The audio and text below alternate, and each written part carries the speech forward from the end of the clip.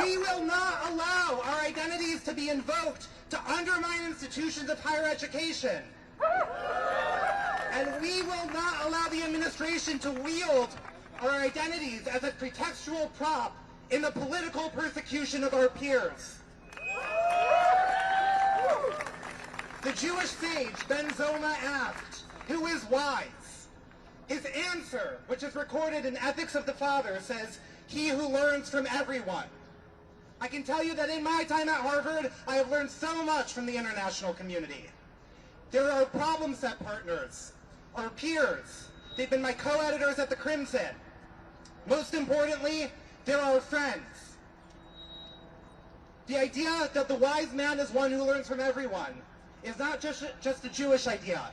It's an American idea too. It's why we're a nation of immigrants.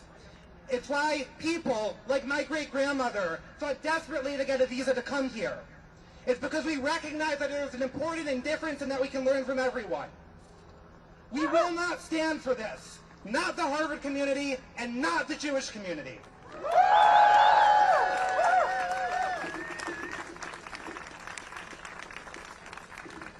All right, let's have another round of applause for Jacob Miller. Woo! Repeat after me. We're here to learn and not to leave. We're here to learn and not to leave. In education, we believe. In education, we believe. We're here to learn and not to leave. We're here to learn and not to leave. In education, we believe. In education, we believe. Thank you. And now, let's please welcome to the stage Professor Ryan Enos, Professor of Government at Harvard and a member of the Harvard chapter of the American Association of University Professors. Let's hear it for Professor Enos.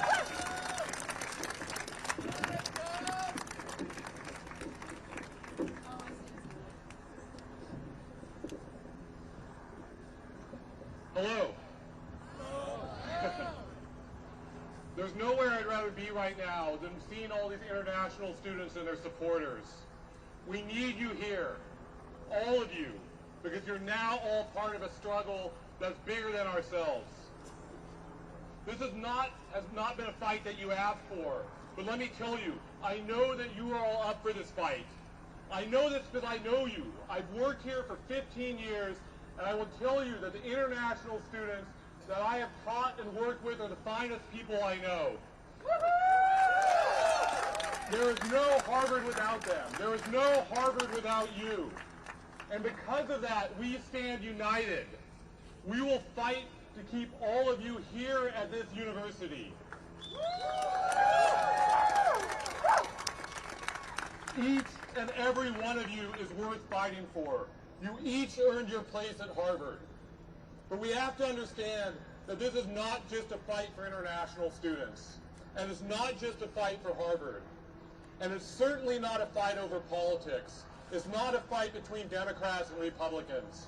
This is a fight for democracy and for the rule of law.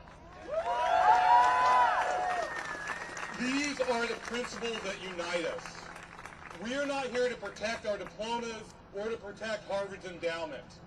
We are here because of an idea in America, represented by all of you, that is worth fighting for. It tells you a lot about an institution or about a country if people come from across the world to be there. It also tells you a lot about a country when it sends its people across the world to help others.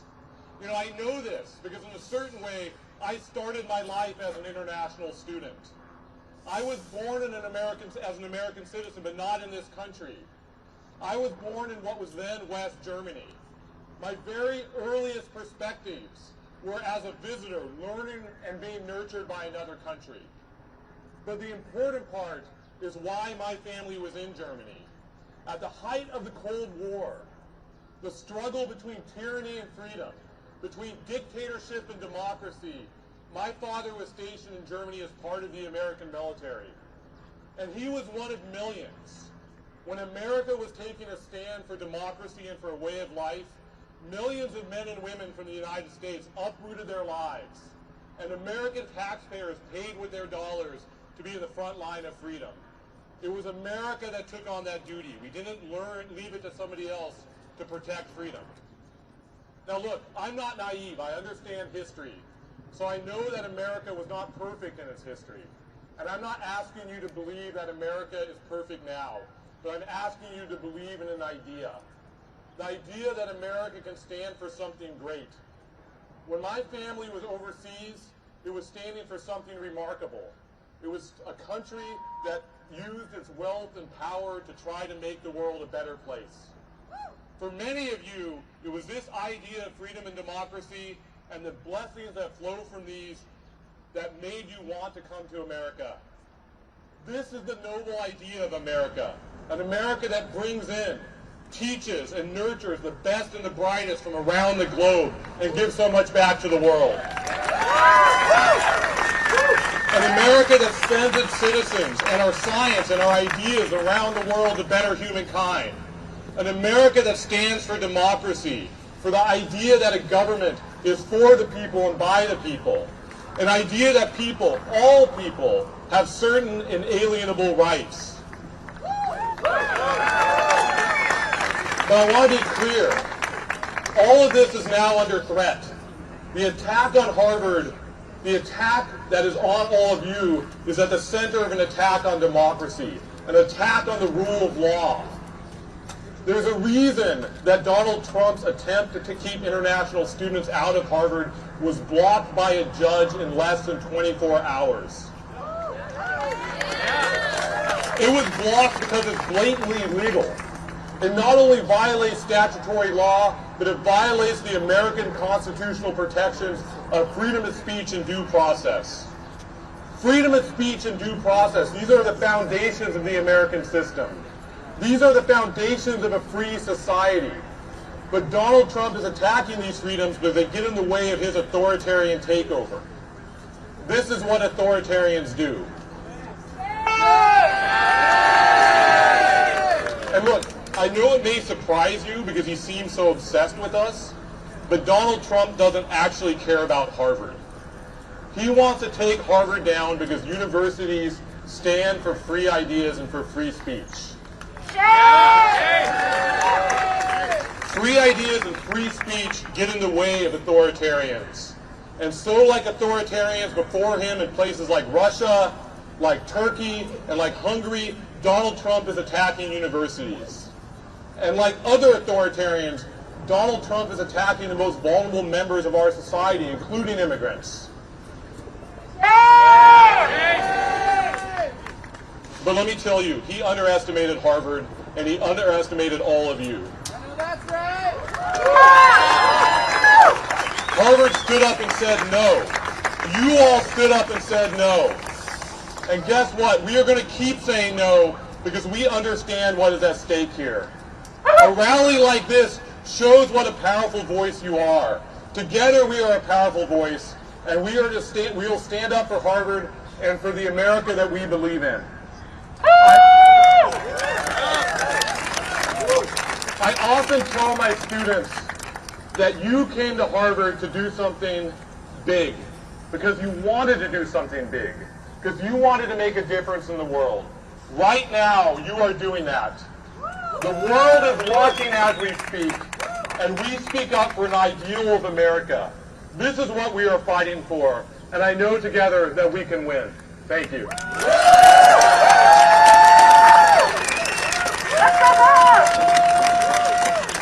And another immense round of applause for Professor Ryan Enos. All right, we're going to do a few more chants before we hear from our next, another fabulous speaker. Harvard's voice is loud and clear. Harvard's voice is loud and clear. Every student's welcome here. Every student's welcome here. Harvard's voice is loud and clear. Harvard's voice is loud and clear. Every student's welcome here. Every student's welcome here. All right, now we're going to hear from another speaker, a student, Clive Lawrence, who is an incredible student organizer and a sophomore concentrating in government. Let's please welcome Clive to the stage.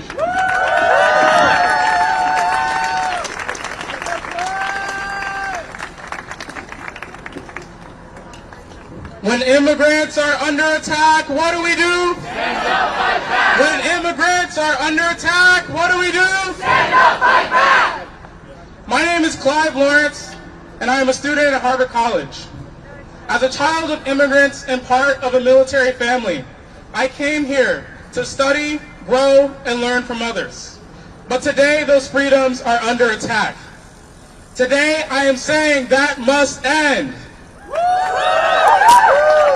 Today, I am here to stand for academic freedom, for free speech, and with international students. Over this year, Donald Trump has made his plans clear. An unlawful, unconstitutional crackdown on some of our most fundamental American values. He is attempting to bend our institutions to his will. Responding to this moment requires us to reckon with our history, our present, and our future. Harvard must be up to the task. The great cavern of change is here. There's no going back. We must choose to stand up and fight back against Donald Trump, against suppression, and against injustice. Trump has begun a dangerous march to roll back civil rights in this country. We've seen his vicious, racist attacks on speech and diversity, and his alliance with far-right billionaires who amplify fascist rhetoric. In broad daylight, if we want any chance of stopping their authoritarian agenda, we have to do it now, right here at Harvard and throughout our communities. When immigrants are under attack, what do we do? Stand up, fight back. When immigrants are under attack, what do we do? Stand up, fight back. That's right. What you hear in the news about Harvard isn't isolated. It's coordinated. An assault on dissent, on community, and on institutional independence. And we know this because of where Trump started. It has been 80 days since Mahmoud Khalil was detained for his political speech. A warning to every international student who dares to speak out that ICE could just disappear them from campus. It's been over a month since Trump began cutting Harvard's research funding, jeopardizing our university's core mission. And just under a week ago, Trump made one of his most brazen attacks yet, revoking our campus's ability to enroll international students. Shame! Shame! Are we going to let that stand? No! Are we going to let that stand? No! What do we need to do? We need to stand firm! Stand firm! Stand firm! Stand firm! Stand firm. That's right. We have to end these attacks. It is up to us, each and every one of us. You already know this by being here. Harvard's mission is under siege, not in theory, but in practice. Trump's policies are choking our ability to teach, to learn, and to grow. But we also know something else. When students build power, we win. When campuses build power, we win. When communities build power, we win. History proves it. When students push back against oppression, when we organize with working people and fight for justice, we what? We win. At Harvard, we are joining a long line of anti-war movements, of civil rights movements that show how exactly we can bring about change. And today, we commit ourselves again to resistance and solidarity, especially now more than ever for our international peers. But we must be clear. This is not the kind of solidarity where leaders say one thing and do another, or worse, don't do anything at all. Harvard will only continue fighting for its international students as far as we push it to. Because we mobilize, we can be proud that Harvard is taking Trump to court. But if we want our campus to truly reflect justice, inclusion, and belonging, we must go further together. So let's keep building this movement. For students here, join student groups. For communities here, join community organizations. March in solidarity. Demand protection for our peers and hold our university accountable every step of the way. Because history doesn't remember those who sat quietly while democracy was dismantled. They remember us, the ones who organized, the risk takers, the ones who stood up when it mattered most. We are those people. We are that moment, and our power is just beginning. Let's get to work. Thank you.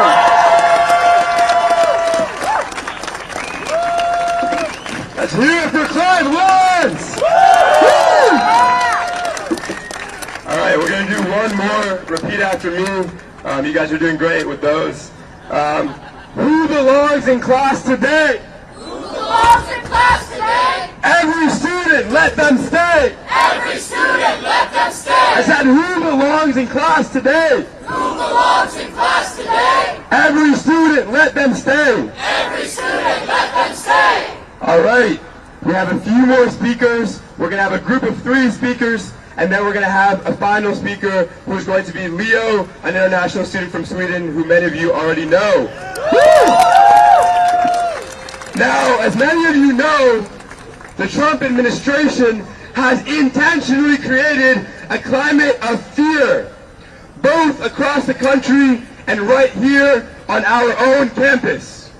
And while many courageous international students have spoken out publicly, including one you'll hear from very soon, others are understandably afraid to speak up, afraid of retaliation, afraid of deportation, afraid for their livelihoods, and afraid for their futures. But these students must still be heard, and so Students for Freedom created an anonymous submission portal where international students could more safely share their stories. Today, we will read some of those stories out loud. To protect the international students who share these testimonies anonymously, 3 domestic students will stand in their place and give voice to their words. Woo! Now, when you hear these personal testimonies, American students speaking the words of their international classmates, we hope that you will recognize, that you will understand that our voices are united. You cannot divide us, domestic and international alike. We are part of only one university. And for every student who cannot safely speak out, there is an American student ready to defend them, to stand beside them, and to speak up with them. Woo! So now I'd like you all to welcome our next 3 speakers. We have Ray Trainer, a junior at Harvard doing a double concentration in psychology and molecular biology, Avinashi Bandari, a junior concentrating in physics and chemistry, and Victor Flores, a senior and a co-president of the Harvard Democrats in 2024. Let's hear it for these 3 speakers. Woo!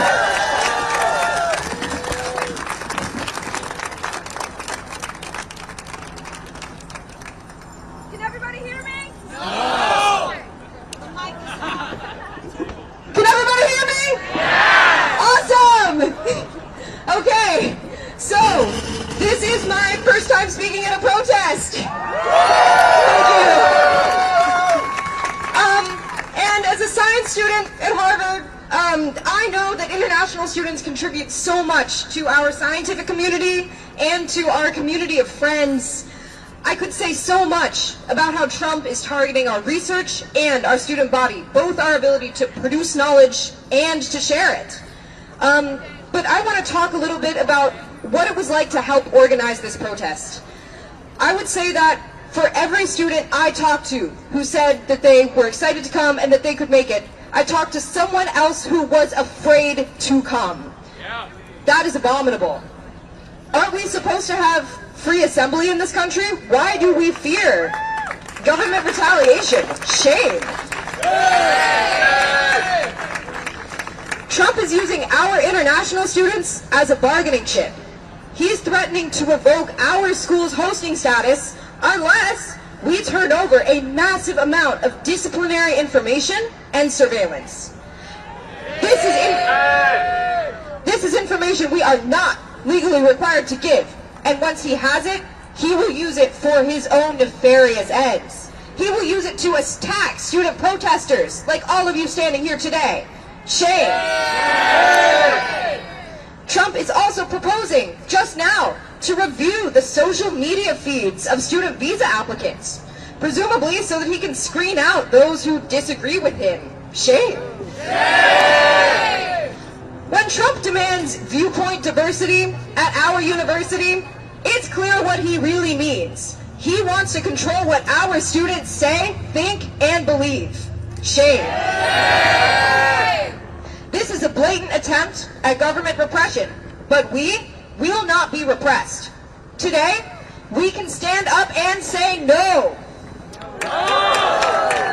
We can say that our international community is too valuable to use as a bargaining chip.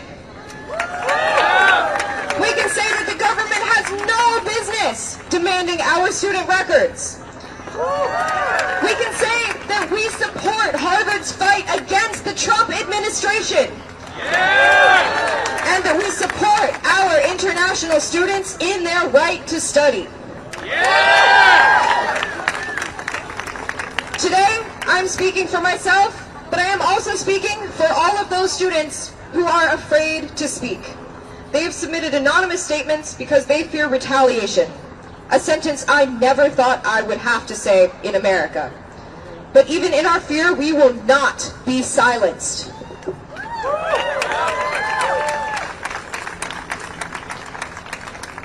Okay, our first statement, my first statement, comes from an international student who is a freshman in the class of 2028. And they said, "I am enraged and infuriated by the Trump administration's decision to revoke Harvard's SEVP certification, the latest episode in a series of vicious attacks against our university. This has nothing to do with fighting anti-Semitism or pro-terrorist sympathies on campus, and everything to do with punishing our university for its refusal to bend its knees and lick Trump's boots.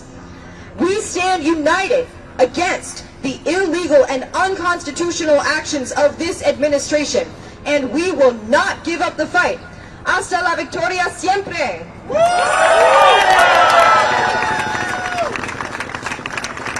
A Harvard International student from the class of 27 wrote this: "Trump's attack on Harvard and on us international students has been deeply impacting my mental health, performance in school, and future. Shame. As a government student, my focus has shifted from understanding the world to fighting for my own rights in a country that is built on the very idea of freedom. No country can ever take democracy for granted, and I hope that people will stand up for it. Suddenly, everything in my life feels uncertain, including coming back to America in the fall. Seeing what happened to students who speak out, my family is really worried about my safety in the U.S. Shame. I'll turn it over to our next speaker, Avinashi. Can you hear me? All right. Yeah, I want to echo a lot of what Ray has said. I'm appalled just to have to be up here to defend my international student, friends. This is a place that I never thought I would get living here in the U.S. But I want to speak as a physics and chemistry concentrator. I've found that frequently, actually, we're some of the least vocal activists on campus, which at a time like this would be a real injustice. As people studying science, we know that the only way that we can successfully do so is by collaborating with all students, especially international ones. I can speak from my own experience here, right? Some of the best students and best PSET partners I've encountered have been international students. They bring unique approaches to problems as well as incredible friendships outside of the classroom.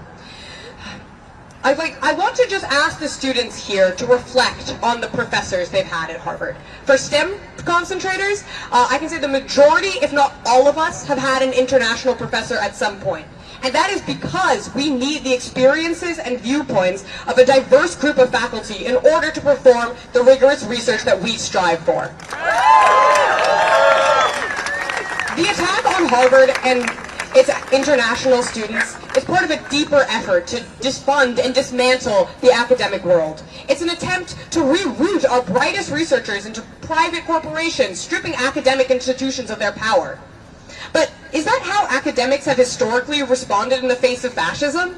Have the majority sided with the nationalistic pushes of their home governments? No. And that's exactly what led to the brain drain in Europe in the 20th century. When academia fell apart, we saw an influx of brilliant academics into the US, and by taking them in, we were able to become the center of research that we are today. America has always benefited from being part of the international scientific community. Iconic achievements like the Human Genome Project simply wouldn't have happened without foreign-born scientists who came to the US to study and work. International students educated in the US have gone on to win Nobel Prizes and make groundbreaking contributions to knowledge across the world. This is what Donald Trump is attacking today. The US is only able to call itself a hub of scientific prowess because of the international community of researchers that live here. And by blocking Harvard from enrolling international students, we lose the ability to foster the scientific community at all. So that's speaking from the perspective of a scientist, but I also have some students, some submissions from international students here that I will read. So this is from a student in the class of 2027. And they said that diversity at Harvard, defined in large part by the international community, is the reason that I came to Harvard. Trump and his administration's attacks on Harvard are simply an attempt to censor schools that don't comply with his legal, unconstitutional orders. I am stunned by the shamelessness of everything that is being done, and the fact that behavior like this is normalized is the biggest problem. Active pushback is required from all of us.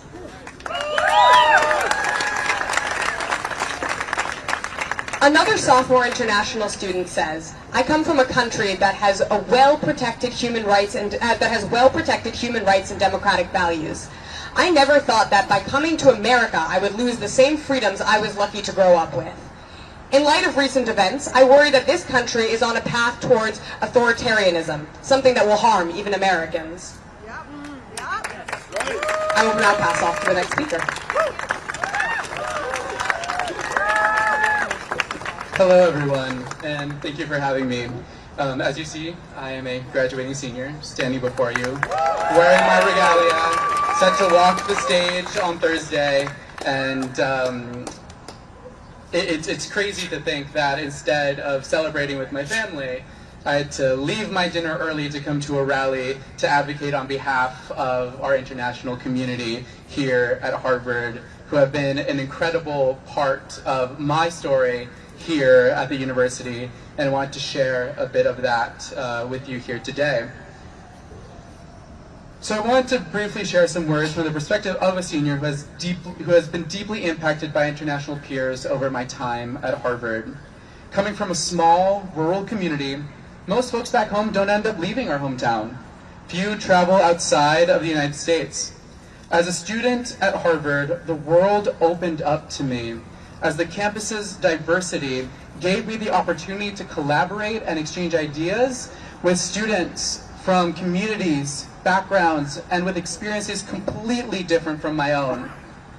And this learning began quickly as day one, when I had the immense luck to be sorted into a room with my gorgeously kind first-year roommate, an opera singer from India. Among the many things that he taught me was a surprising amount of German, as he used our common room as a rehearsal space where he prepared for his role in the magic flute. Most importantly, however, he taught me the value of authenticity. One of the first things that I learned about him was that he was gay. I had never lived with a gay person before, but his openness and kindness allowed me to ask questions about his life and experiences, finding that some of the things that I had been feeling, but too afraid to share, were similar to his story. Ultimately, I had to do the hard personal work to unpack my internalized homophobia so that I could be honest with myself. I am queer, and seeing how he was able to find love and community in an environment arguably far more dangerous than my own gave me the confidence to be my authentic self.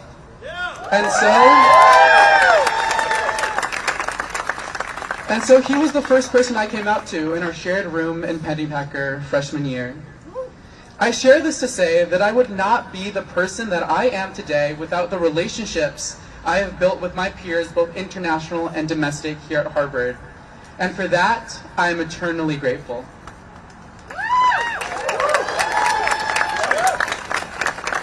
It is also to say that the events over the past few months have made clear that capitulating to the Trump administration by eliminating affinity graduations or providing the disciplinary records of students without telling them what of their records has been shared will never be enough. Harvard must remain steadfast in its commitment to the value of diversity that made my experiences possible.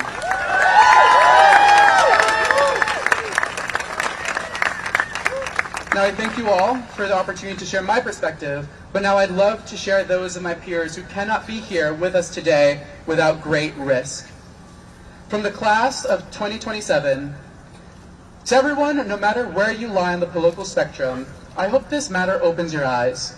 College is an opportunity to learn from your peers. The perspectives international students bring to the table make their peers better and more prepared to take on the world. Harvard is not Harvard without its internationals.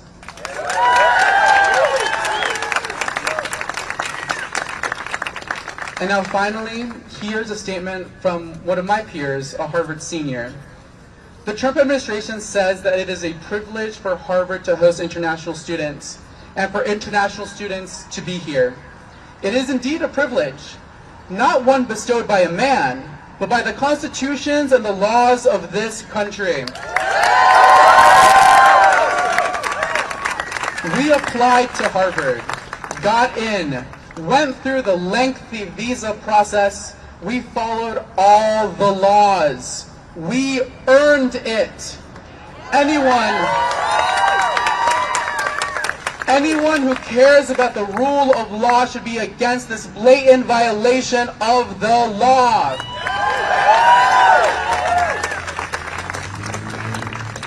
So thank you all once again for having me and my domestic peers up here to be able to share the perspectives of our international students. We urge you to continue to listen to those of the international students and the international community that are able to step up and step forward. And for those of you who are fearful, rightly so, know that you have the backing of the rest of the Harvard community to stand up for you, to be your representatives, and to advocate so that you don't have to risk being here to do so. Thank you all.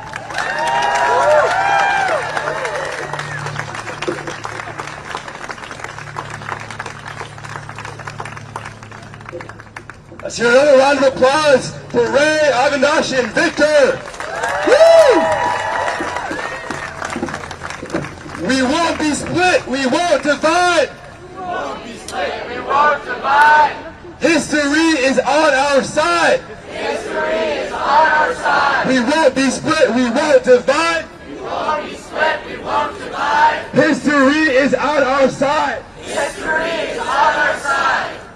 Now, gathered here today, we understand why it is so important to stand united and to stand organized against the Trump administration today. And that is because organized power is real power. It is by standing with our friends, our peers, our community members in solidarity that we can fight the good fight and that we can win. Woo! Because when immigrants are under attack, what do we do? Stand up, fight back. I said when immigrants are under attack, what do we do? Stand up, fight back. What do we do? Stand up, fight back. What do we do? Stand up, fight back. And now, finally, before I introduce our final speaker, I'd like to plug in our Instagram, because that is how we will stay connected over this summer, because this fight is not over this semester. It is not over with graduation in 2 days. The Trump administration has 7 more semesters worth of attacks on Harvard, and so we cannot back down now. And so our Instagram is Harvard Students for Freedom. The 4 is the number 4. Again, that's Harvard Students for Freedom. And you can join there with a link in the bio. Thank you. And now, last but very, very certainly not least, I'd like to introduce a dear friend, an international student from Sweden, and a co-founder of Students for Freedom. Let's hear it for Leo! Woo!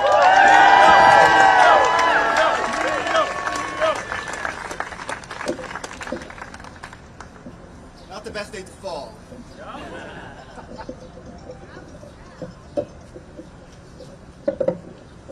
Great, can you all hear me? Great. Thank you so much, Nuriel, and thank you all who showed up from the Harvard community, from the Cambridge community, and beyond. The last couple of weeks have been nothing what I expected senior spring to be. In response to Trump's assault on higher education and on free speech, we started to mobilize this movement, Students for Freedom. Woo! And I have taken every opportunity to stand up for the values that were the reasons that I came to America in the first place. Freedom of speech, academic freedom, the promise of America. And because of that, I've lived with a constant fear of not being able to attend this commencement and graduate.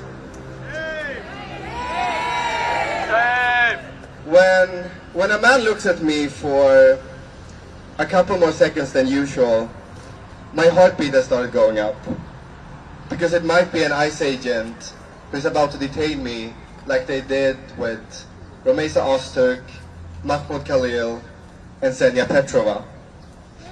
I can no longer count how many times people have told me that what I'm doing is too risky, that I need to get a lawyer, that it's not worth it, that I should be careful with what I say. And that, my friends, should be proof enough that this country is on a very, very dangerous track. And in his attempt to dictate our speech and take over this university, Trump is willing to use all internationals as poker chips, as collateral. It is deeply, deeply dehumanizing. He's throwing people's lives into chaos, and the uncertainty itself will deter people from coming to America to study and do research. Because without these international students, Harvard is not Harvard. That's right.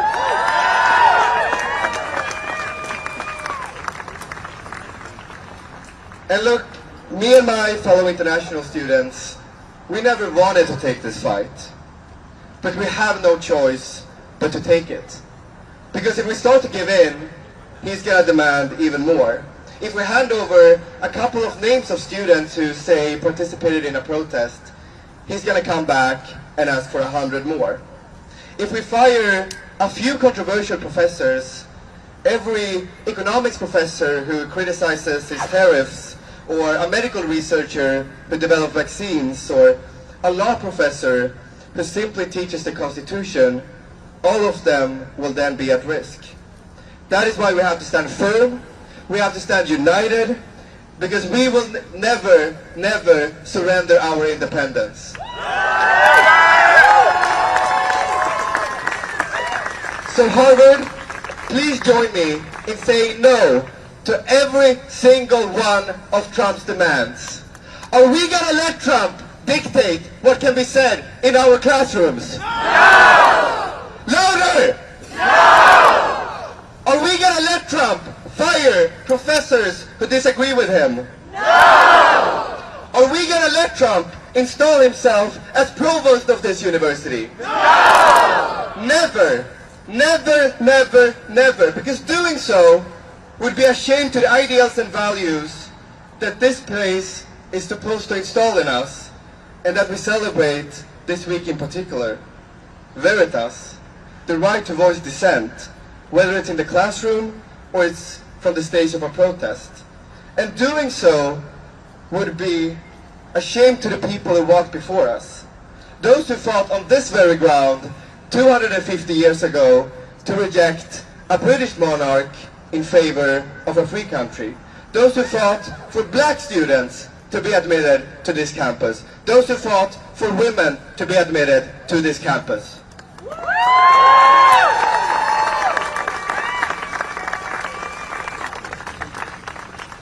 My fellow Harvard students, we are in an equally important moment right now. One that will define not only the history, the course of history of this university, but one that will serve as an example for the rest of the country, for the rest of the world. Because if we give up, others will surely follow suit. We can never allow that to happen. We will never allow that to happen. Because, my friends, Trump's intentions, they are pretty clear. He wants to rule as a dictator. He's going to continue to make demands, threats, trying to intimidate us, trying to crush any resistance. But whether he succeeds or not is up to us. We have the choice of whether to accept it or rise against it. We have agency. We, the people, have the ultimate power over the direction of this country.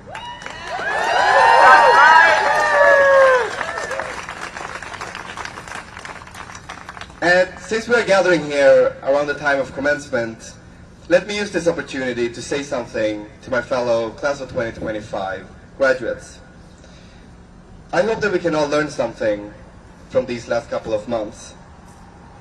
We will all find ourselves in similar situations as Alan Garber in the companies and institutions we work for and lead. Collectively, the class of 2025 is going to have a lot of power in this world.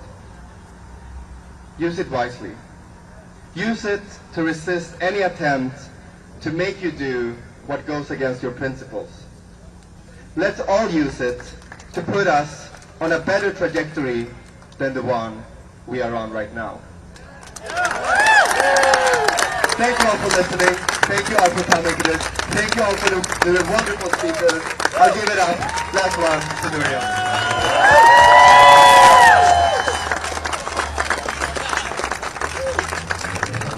Hey, thank you everybody for being here. Again, follow the Instagram Harvard Students for Freedom. Stay connected, stay in touch, and don't give up the fight. Thank you.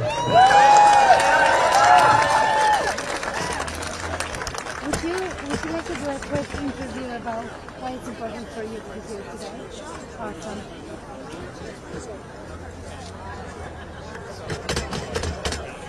And your baby is so cute.